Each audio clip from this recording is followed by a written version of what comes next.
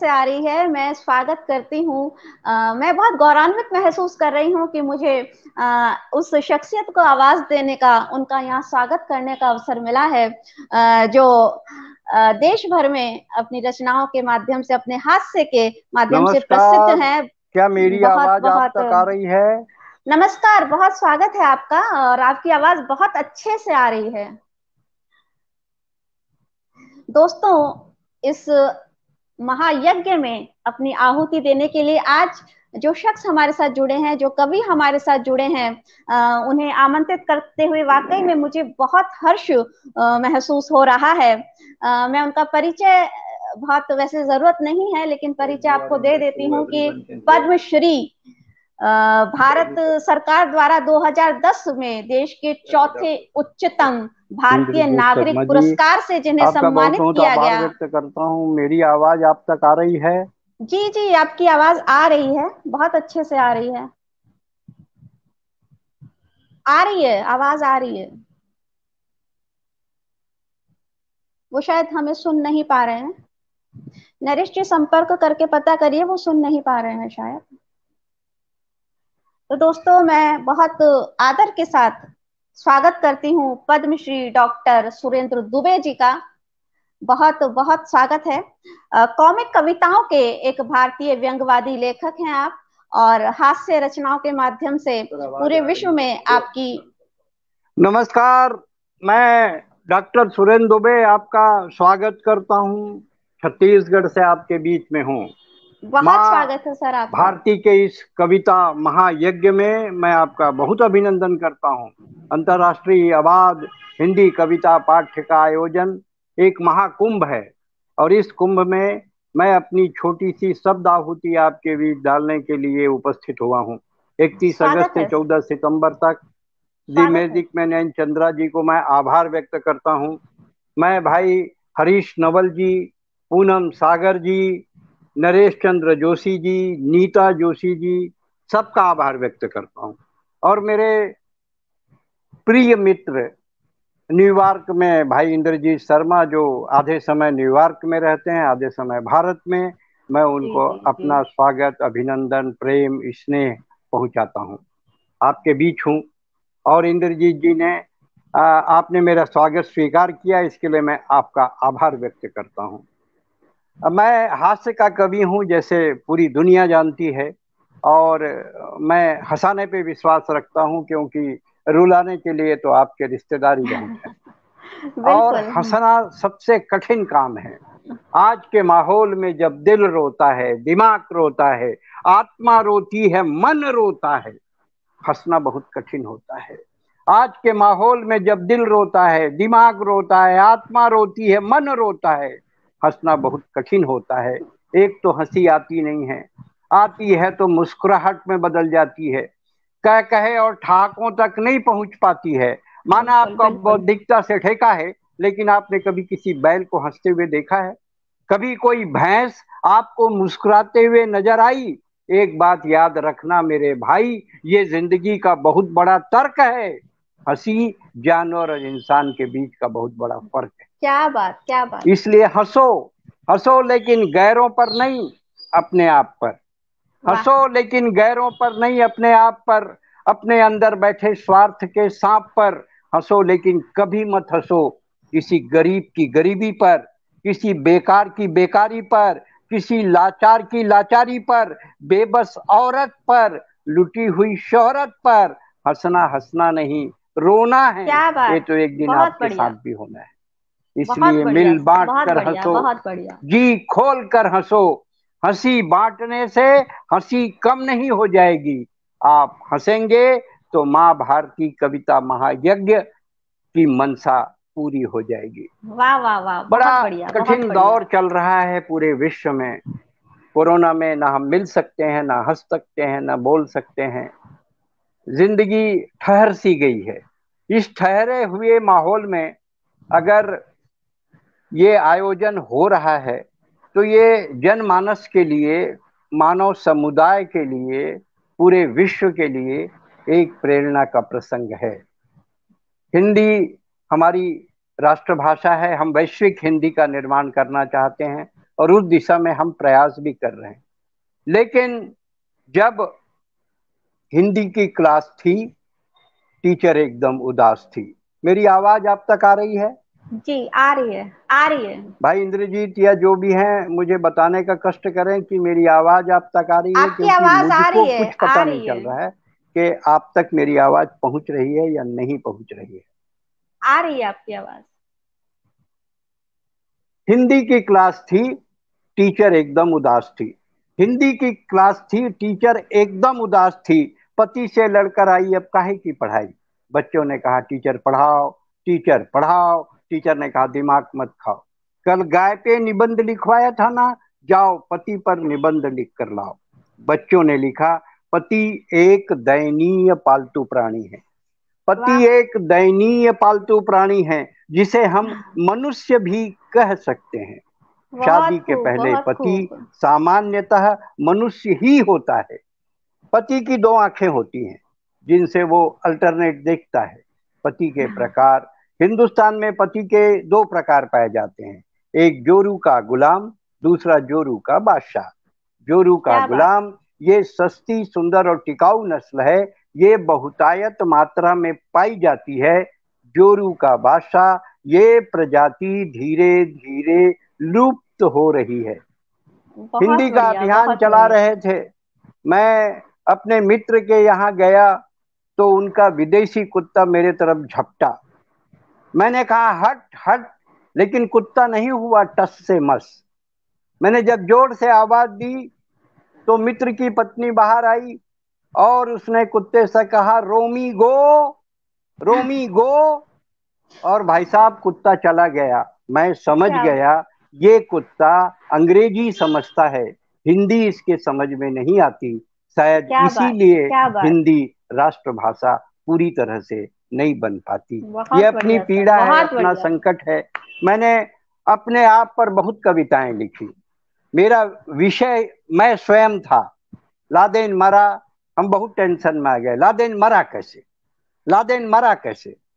हमने अपने मित्र इंद्रजीत को फोन लगाया, लादेन मरा कैसे। बोले बराक ओबामा के पास सैटेलाइट है, वो अमेरिका में बैठे बैठे देख सकता है किस देश के, किस शहर के, किस गांव के, किस घर के, किस आदमी, किस घर में कौन आदमी क्या कर रहा है।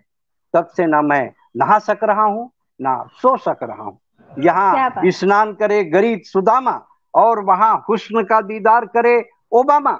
लोग मेरे वाह। रंग की बात करते हैं तो मैं हमेशा कहता हूँ, भगवान कृष्ण के हाथ से रोटी कौन छीन कर ले गया? कौआ ले गया, कबूतर नहीं ले गया। काग के भाग बड़े सजनी, हरी हाथ से ले गए माखन रोटी। कबूतर नहीं ले गया, वो तो खाली लव लेटर ही पहुंचाते रहा। कबूतर जा जा जा, पहले प्यार की दूसरी चिट्ठी तीसरे को दे आ। क्या लेकिन बात। एक बात कहना चाहता हूं कि काले कोयले पर काला तवा रखकर जब सफेद रोटी बनती है तो उसको खाने के बाद पूरे विश्व के कवियों के मुंह से कविता निकलती है। क्या अपने बात, आप पर बहुत खूब, कविता बहुत लिखना, खूब। अपने आप पर व्यंग करना ज्यादा महत्वपूर्ण है, क्योंकि वाकई। इससे हम अपने आप की आत्मा से साक्षात्कार कर पाते हैं। एक जब टाइम हमारे पास, एक कविता मैं आपके बीच रखता हूँ जो मैंने स्वागत है सर। अमेरिका के लगभग 18-20 शहरों में खूब पढ़ी है। स्वागत है सर। आप लोगों ने खूब मेरे को इसका समर्थन भी दिया है। ये कविता है कि टाइम नहीं है। जितने लोग हैं हिंदुस्तान में वो सब बार बार एक ही बात कहते हैं, और विश्व में भी, कि टाइम नहीं है, टाइम नहीं है। पूरा देश कहता है भाई टाइम टाइम नहीं है, और हिंदुस्तान की आबादी 125 करोड़ हो गई। टाइम नहीं है तो इतनी, तो टाइम मिल जाए तो कितनी।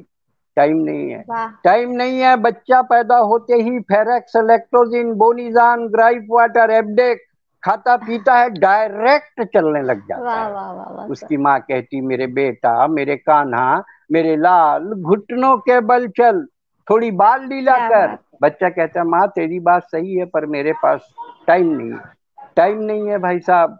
आजकल लड़के लड़कियों के पास टाइम नहीं है। वो अगर आप किस दो लड़कियां जा रही थी, आपस में बात कर रही थी, तेरा कौन सा, बोले S7, बोले तेरा, मेरा भी S7। पीछे से मैं उनके ऊपर गिर गया, बोले हट 3210 नोकिया। मैंने कहा हाँ, वाह। मैं 3210 नोकिया हूँ, मेरी खपत बहुत कम है। पर एक बात बता दे कि ये मत कहना कि इसमें कोई दम नहीं है, टाइम नहीं है, टाइम नहीं है भाई साहब। लेकिन अगर कोई बेबस औरत सड़क पर इज्जत बचाने के लिए गुहार लगाए, कोई अंधा सड़क पार करने के लिए लाठी थमाए, कोई विदेशी सरहद पार करके हिंदुस्तान में घुस जाए, तब आप कभी मत कहना टाइम नहीं है, टाइम वाह नहीं क्या है, बात। टाइम नहीं है। और जब टाइम नहीं होता है, पहले हमारे हिंदुस्तान की परंपरा है, आप चाहे विश्व के किसी भी कोने में रहे हों, आप भारत में रहे हैं, भारत के गांव को जानते हैं, आपका संबंध भारत से है। जो कोई सुन रहा है हिंदुस्तान में और हिंदुस्तान के बाहर, जी वो जी। तमाम लोग भारत की संस्कृति को जानते हैं।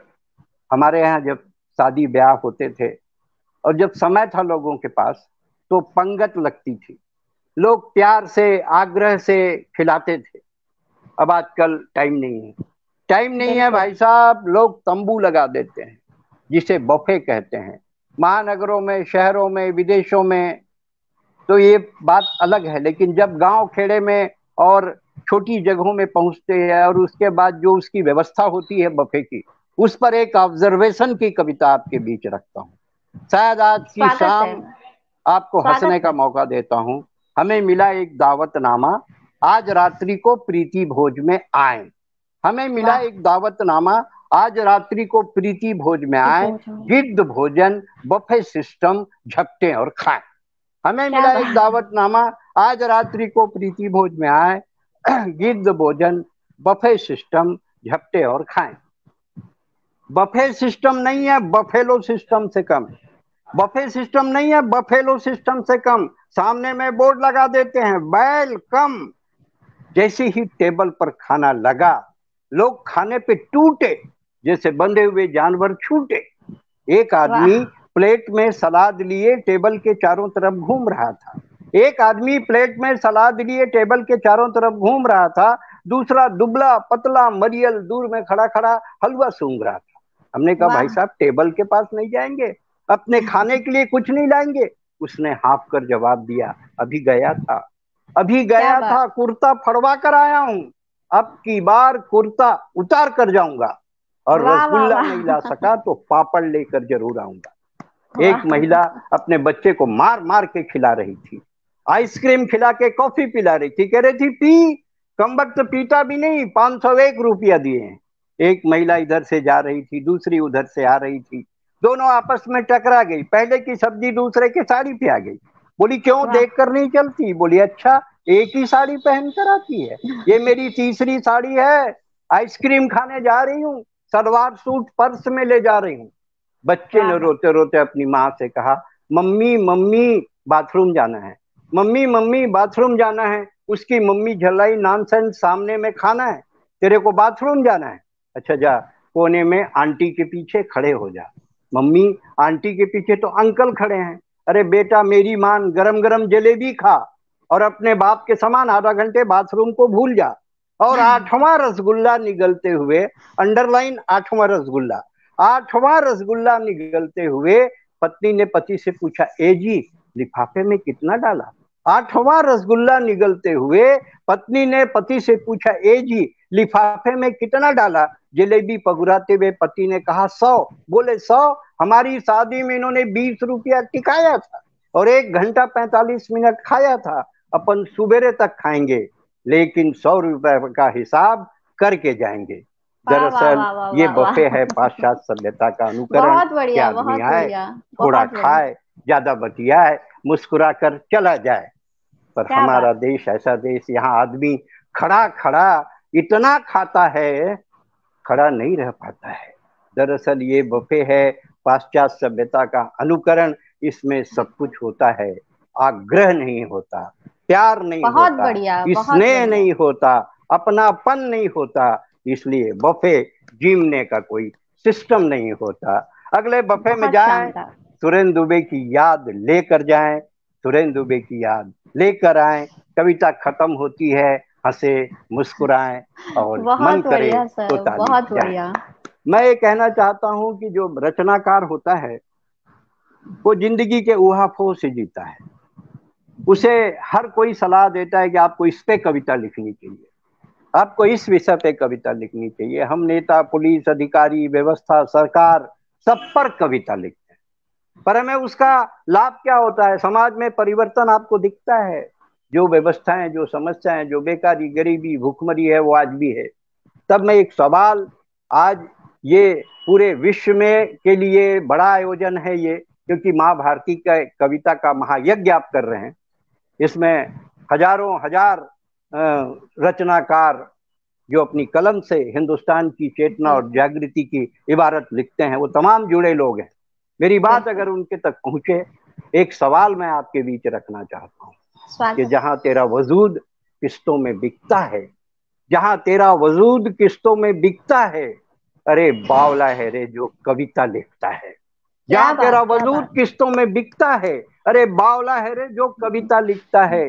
गरीबी के लिए बिक, महंगाई के लिए बिक, बेकारी के लिए बिक, अगर बच जाए जिंदा तो कविता लिख। मेरे खोखले शरीर में बहुत दम है, इस देश में कविता लिखना क्या आत्महत्या से कम है? तो कलम सलामत है मेरी, तो किस्तों में क्यों बिकूं? आप बोलिए, आप बोलिए, आप बोलिए भाई साहब, मैं किस पर कविता लिखूं? आप बोलिए भाई साहब, मैं किस पर कविता लिखूं? थाने से निकलती औरत के फटे आंचल पर, थाने से निकलती औरत के फटे आंचल पर, या अस्मत लुटाकर मिले मुट्ठी भर चावल पर, नेताओं के कुर्सियाना हवस पर, या भूखे बच्चों के बाल दिवस पर। अरे फुटपाथ में हूं तो संसद में कैसे दिखूं? आप बोलिए, आप बोलिए भाई साहब, मैं किस पर कविता? क्या बात, क्या बात, लड़कियों के छेड़छाड़ पर, नदी नाले या पहाड़ पर, मजहबी दंगों पर, या अयोध्या के पंडों पर। अरे पूरी धरती राम की है, तो किस टुकड़े पर मैं राम का नाम लिखूं? आप बोलिए, आप बोलिए भाई साहब, मैं किस पर कविता लिखूं? बहुत बढ़िया। आप बोलिए भाई साहब, मैं किस पर कविता लिखूं? आप बोलिए भाई साहब, थानों के महान आत्माओं पर, या थानों के, मैं उन्हें कहना चाहता हूं जो थाने में उपस्थित रहे उन पर, या अपने आप पर।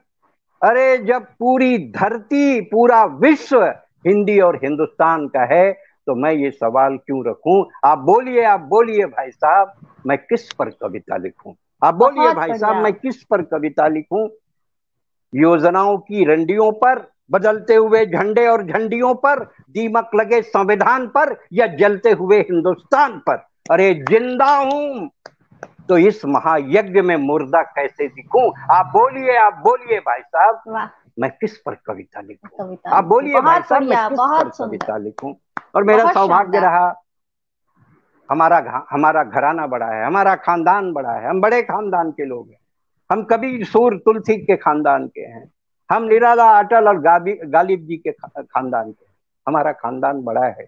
जब हम इतिहास पढ़ते हैं तब कहते हैं कि हिटलर कहता था, मुसोलिनी कहता था, बिस्मार्क कहता था, लेकिन कबीर कहते हैं, तुलसी कहते हैं, सूर कहते हैं। इसका मतलब है कि माँ भारती की कविता का महायज्ञ कविता और साहित्य और साहित्यकार को हमेशा आखिरी सांस तक जिंदा रखता है।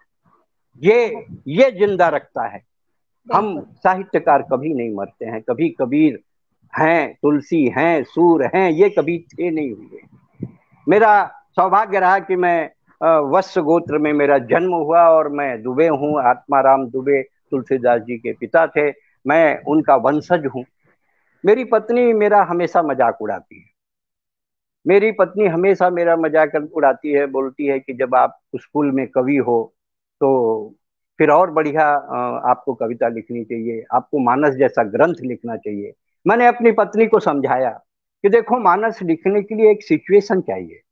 जब रत्नावली जी ने तुलसीदास जी को धिक्कारा, ला जनावत आपको दौरे आवे साथ, धिक धिक ऐसे प्रेम को क्या कहूं मैं नाथ, तब तुलसीदास जी ने जाकर मानस की रचना की। लेकिन तुम तो गुस्साती नहीं हो।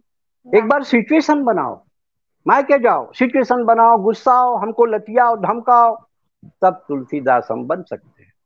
आधी रात को मैंने पत्नी को सोते से उठाया, आधी रात को मैंने पत्नी को सोते से उठाया और अपने तुलसीदास बनने का डिसीजन सुनाया। पत्नी बोली, गजब कर रहे हो, रात को 12 बजे तुलसीदास बन रहे हो, सो जाओ, सुबेरे सूरदास बना दूंगी। सो जाओ, सुबेरे सूरदास बना दूंगी, फिर मीठा गाओगे, खूब कमाओगे, और तकदीर ने साथ दिया तो बड़े बड़े कवियों से आगे बढ़ जाओगे। मैंने कहा तू औरत है या अहिल्या? गुस्साने का नाम तक नहीं लिया। दूसरे दिन मैंने एक नई पुड़िया निकाली और कहा ये रूबी है। एक जवान लड़की को उसके सामने खड़ा कर दिया और कहा ये रूबी है, आज से इसी घर में रहेगी। सोचा नाराज होकर जरूर कुछ कहेगी, पर उसने तो आशीर्वाद का हाथ उसके माथे पे धर दिया। कहा बहन तुम्हारा घर, हमारा घर बहुत बड़ा है, इसका 4 कमरा पहले से खाली पड़ा है, तुम्हारी 3-4 बहन हो तो उनको भी लाओ, खाओ पियो मौज मनाओ। मैंने कहा एक बार गुस्सा आओ, सिचुएशन बनाओ। हमने भगवान को मनाया और भगवान ने उसके मायके से एक टेलीग्राम भिजवाया। वो हमको साथ ले जाने की जिद में अड़ी थी, लेकिन भाई साहब हमको तो तुलसीदास बनने की पड़ी थी। हम उसके साथ जाते तो तुलसीदास कैसे बन पाते। वो गई ट्रेन से, हम गए बस से। नदी में बाढ़ पानी गिर रहा था, नाव थी मगर सिचुएशन अगर नाव थी, नाव से जाते तो तुलसीदास कैसे बन पाते। हम मुर्दे की तलाश करते रहे, मुर्दा आया, मुर्दा पकड़ के ससुराल उस पार, नदी के उस पार पहुंचे। ससुराल पहुंचे तो देखा दूसरी मंजिल में बिजली जल रही थी, पर चढ़ने के लिए रस्सी नहीं मिल रही थी। सीढ़ी थी मगर सिचुएशन, सीढ़ी से जाते तो तुलसीदास कैसे बन पाते। हम गैस पाइप के सहारे चढ़ने लगे। आहट हुई तो लोग कौन है करके बात करने लगे। हमारा धैर्य छूटा, हाथ छूटा, नीचे गिरे, दाहिना पैर टूटा। पत्नी बाहर आई, टूटे है पैर पर हल्दी का लेप लगाई और बड़े प्यार से बोली अगर आज नहीं आते ना बाई गॉड मैं कल तुझे आ। मैंने कहा रही ये क्लाइमेक्स है, तुम हमको धिक्कारो, ला जनावत आपको दौरे आवे सांप, धिक ऐसे प्रेम को मैं क्या कहूं मैं नाथ, हमको धिक्कारो तब हम तुलसीदास बनेंगे। बोले अच्छा तो तुम तुलसीदास बनकर जंगल जाओगे, फिर इन 3 बच्चों की मालगाड़ी को चलाने के लिए थोड़े आओगे। और इतिहास साक्षी है। 4 पंक्तियां देता हूं आज माँ भारती के कविता के महायज्ञ में। ये मेरी पूर्णाहुति है, 4 पंक्तियां। विश्व की जितनी नारी शक्तियां हैं इसको रेखांकित करें। तुम वापस जाओ, तुम एक बात मुझे बताओ, तुम जंगल जाओगे, मानस की तरह कोई ग्रंथ रचाओगे, तुम मानस की तरह कोई ग्रंथ रचाओगे, पर एक बात समझ लो, फिर इन 3 बच्चों की मालगाड़ी को चलाने के लिए थोड़े आओगे। और इतिहास साक्षी है कि रत्नावली के धिक्कारने पर तुलसीदास जी ने रामचरित मानस लिखा, लेकिन दुर्भाग्य है उस मानस में रत्नावली का नाम भी नहीं लिखा। मैं रत्नावली की परंपरा को फिर से नहीं दोहराऊंगी। सब्जी काटो, तुमको तुलसीदास नहीं अपना दास बनाऊंगी। क्या बात, बहुत बढ़िया, बहुत बढ़िया, बनाऊंगी। कविता का ये महायज्ञ जिसमें मैंने अपनी भागीदारी दी। हालांकि इस ऑनलाइन और ऑफलाइन में शायद यही अंतर होता है कि आपकी तरफ की प्रतिक्रिया हम तक आती नहीं है, तो कविता में उद्धार पैदा करने में बड़ी दिक्कत होती है। लेकिन आप लोगों ने फिर भी मुझे सुना या सुन रहे हैं, इसके लिए मैं आपका बहुत आभारी हूँ। आज कौन किसकी बहुत से लोग आपसे जुड़े हुए हैं। किसकी सुनता है इंद्रजीत भाई? कौन किसकी सुनता है? बेटा बाप की नहीं सुन रहा है, भाई की नहीं सुन रहा है, इसने में आप हमारी सुन रहे हैं, ये कम बड़ी बात है।